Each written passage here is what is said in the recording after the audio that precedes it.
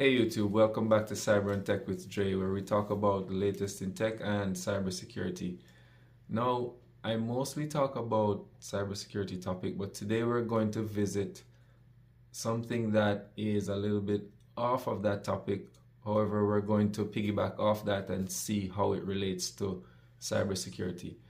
So today I'm talking about Vybz Kartel's case and how digital forensic affects it. Um, I'm going to go through some general definitions and also some articles so that I can give you a more clearer understanding of what's going on when people are talking about certain subjects.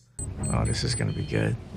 Now, if you're watching for the first time, welcome, and don't forget to click on that subscribe button before you leave and like. And you can also share and comment.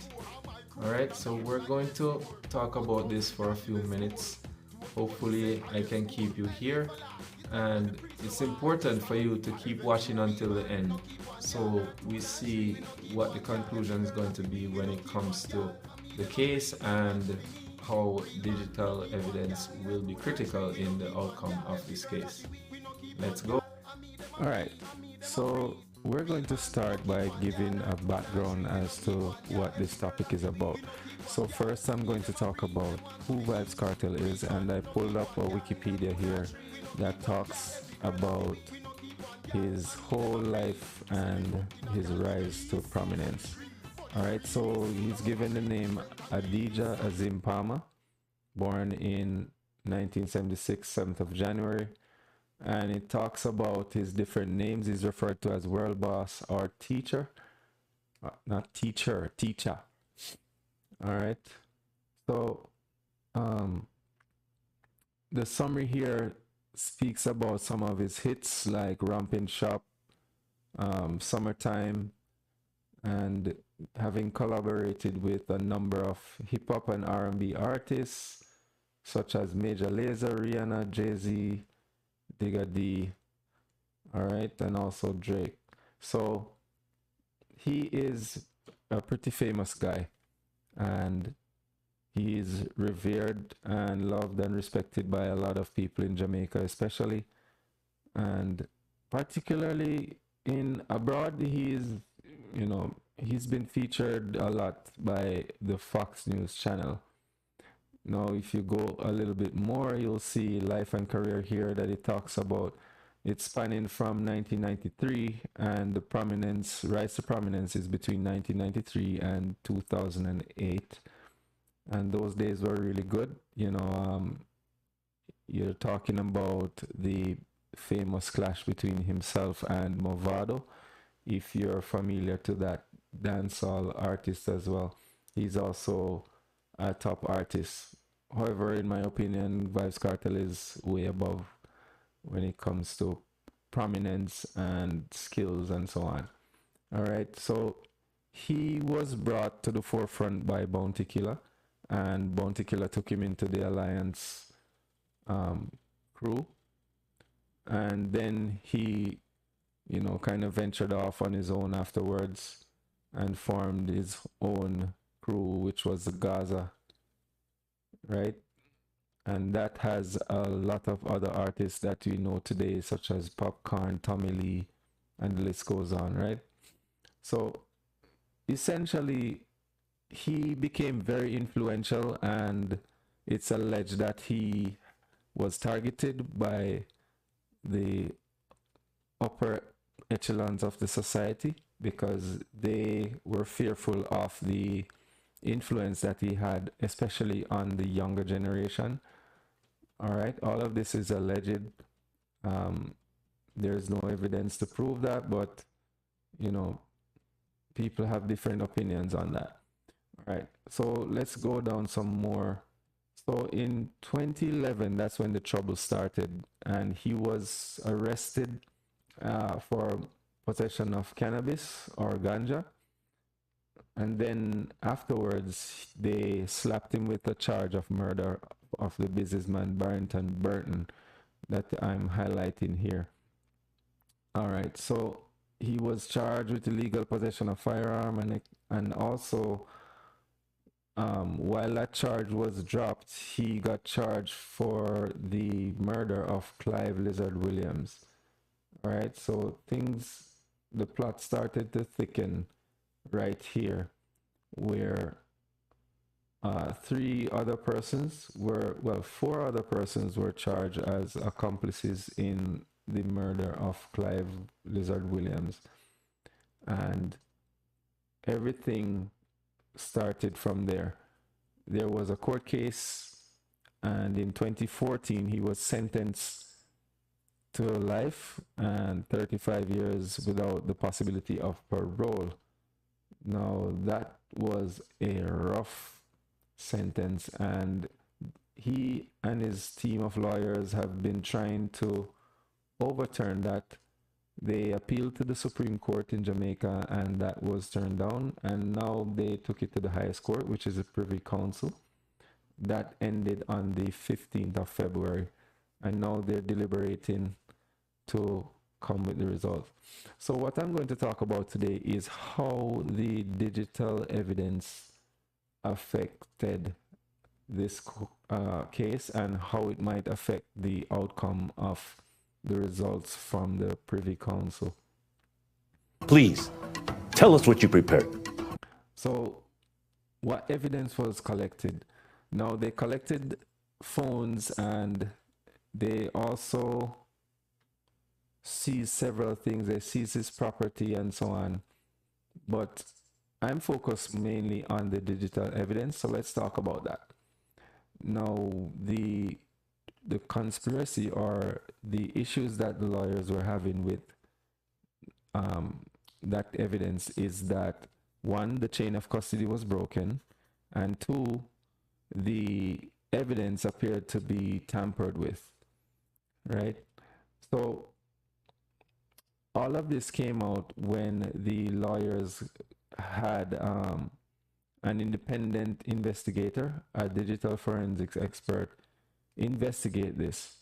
Now, I know I spoke about some things a while ago that a lot of people don't really understand, and this has been discussed, for years now about the case. So what I'm going to do is discuss what some of these things mean, such as chain of custody. All right, so I found this article here because my thought is, since I'm not a forensics expert, I decided to look this up, and so that we can follow along and see if we get a good understanding of what is meant by chain of custody when it comes to digital evidence. Now, my understanding of chain of custody is basically this is giving an account of what took place from the moment the evidence was discovered until it got to the courtroom to be used as evidence. Now, in all of that, it entails, giving an account of the procedures, the people who handled the evidence, how did they handle the evidence, what the evidence was, and so on. So let's read to see how close that comes to my understanding. The chain of custody in digital forensics can also be referred to as the forensic link, the paper trail, or the chronological documentation of electronic evidence. So yeah, this sounds similar to what I just explained. It indicates a collection, sequence of control, transfer, and analysis. It also documents each person who handled the evidence, the date and time it was collected or transferred, and the purpose for the transfer. So anything that you do with the evidence, you have to account for it. Otherwise, the chain of custody is broken. Now, as it relates to this case, the chain of custody got broken when the officer started to use the phones. These should not have been accessed, and this now is going to affect the integrity of the evidence, because there's no way you can say without reasonable doubt that this evidence has not been tampered with outside of the use of the owners of the evidence, because it was accessed after it was collected. And that is why there is a big issue with the case as it relates to this evidence. Now, let's go down here and see what else we can get from this article. So this is talking about the importance to the court. So let's read this real quick. It is possible to have the evidence presented in court dismissed if there's a missing link in the chain of custody. It is therefore important to ensure that a wholesome and meaningful chain of custody is presented along with the evidence at the court. Yeah, so I don't know how this was denied, but when they appealed that the chain of custody was broken and that the evidence, you know, might have been tampered with, they refused to, you know, hear the plea of the lawyers, and they still admitted the evidence. There are other things in the case that, you know, makes it very weak. However, I'm just focused on the digital aspect. Now, another thing is the alteration of that evidence. So the question was asked by the defense lawyers to one of the officers that collected the evidence as to whether it was possible to alter the text messages and the voice notes, because essentially those are the main sources of digital evidence that they had on the phones that they collected. And the officer admitted that yes, it's possible to alter these. Now, because there was access to the phones after they were collected, there is no way you can say then definitively that these were not accessed and altered. So that was a big hole into the case, and that evidence, in my opinion, should have been thrown out. Because what's important, guys, is that you have to remember that Vybz Kartel has a lot of resources in the form of money because he's famous and he's an artist, right? Now, if it were someone that does not have these resources to pay for the lawyer and the independent investigator and all of that, then you would have your plea about, you know, the inadmissibility of the evidence, and also that the evidence was collected in breach of your right to privacy, then you would be lost, because that evidence would be used against you. And who knows, you know, you may have been innocent and you end up, because of circumstantial evidence and inadmissible evidence, you end up getting 35 years. So this is why I'm really interested to see the outcome of this. Now, what happened is, because they questioned the officer about that and he admitted that it could be altered, what the defense attorneys did was to get an independent digital forensic expert, and he found that the evidence were definitely tampered with in the form of the timestamps being altered. But he could tell the difference because there are certain artifacts or certain metadata cannot be altered. So while you might change the timestamp, you can't change the embedded time. And I'm going to pull up another article that I looked at to verify what I'm saying. So here he talks about the fact that the items were tampered with. So if we come down here, you see where the digital forensic expert David John Martin Woodgate established that a video that put Kartel at the crime scene had a different timestamp from the embed time, which cannot be altered.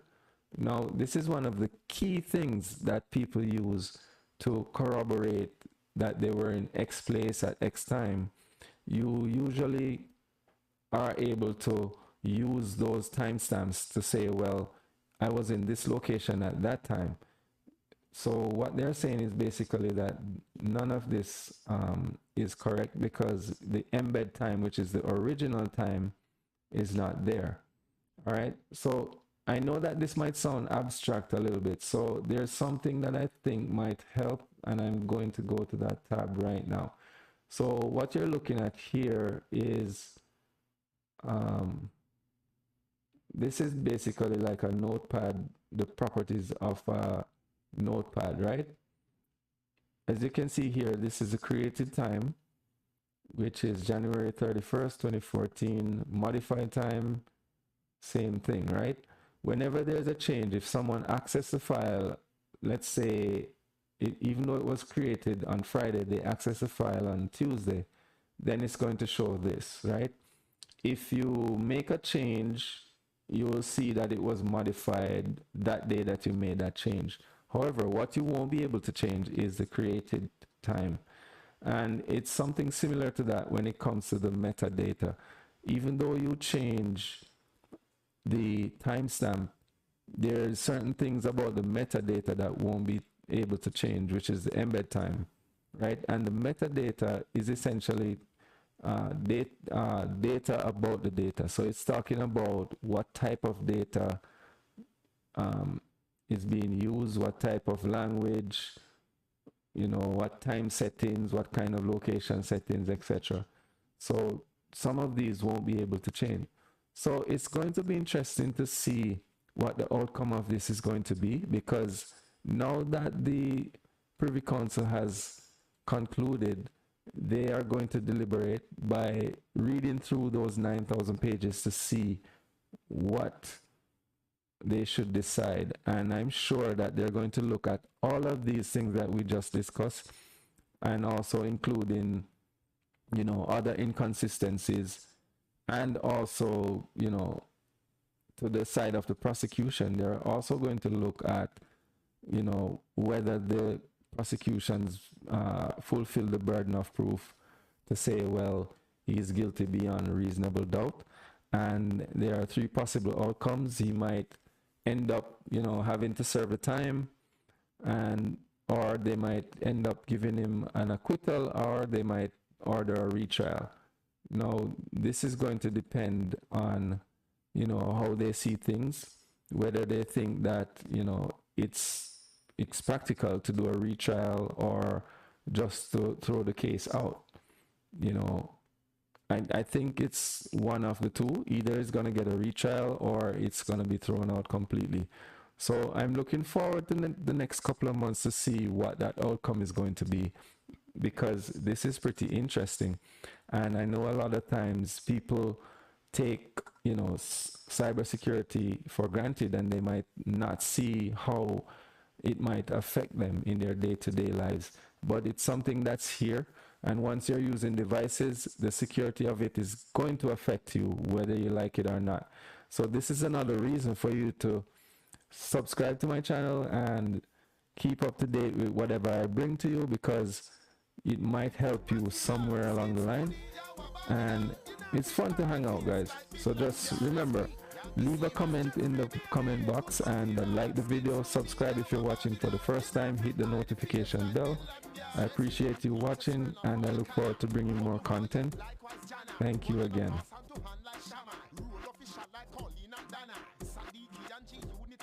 Set them one jiggy, your body have it a runner. Throw your heart high, smelt when you land.